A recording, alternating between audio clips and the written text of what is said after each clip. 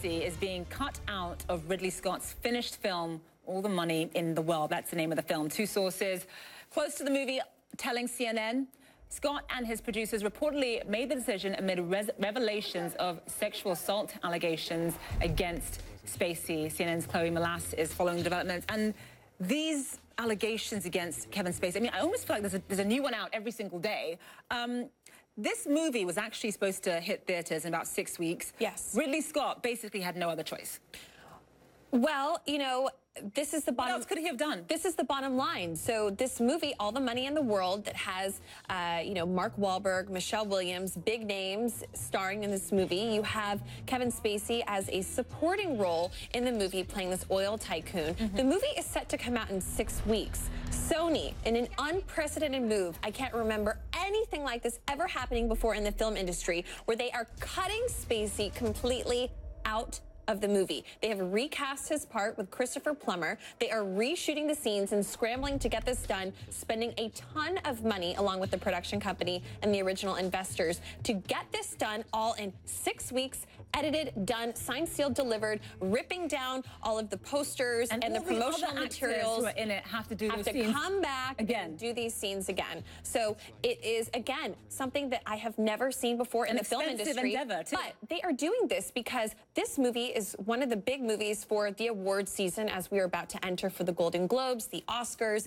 There was going to be a big push for Kevin Spacey to possibly be nominated for a supporting actor Oscar. Not anymore. He's won 2 Oscars previously.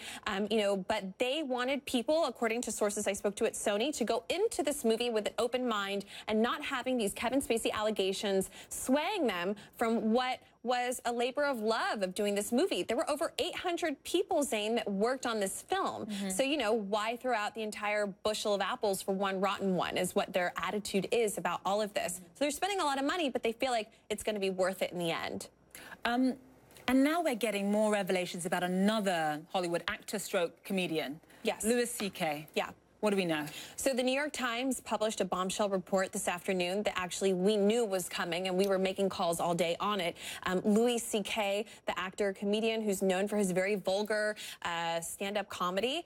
There are 5 women that have come out, 4 on the record, 1 anonymously, saying that Louis C.K. masturbated in front of them or on the phone. It was non-consensual, and, you know, it's very explosive, and Louis C.K.'s team has not responded to the New York Times for comment, hasn't responded to me or CNN for comment at all.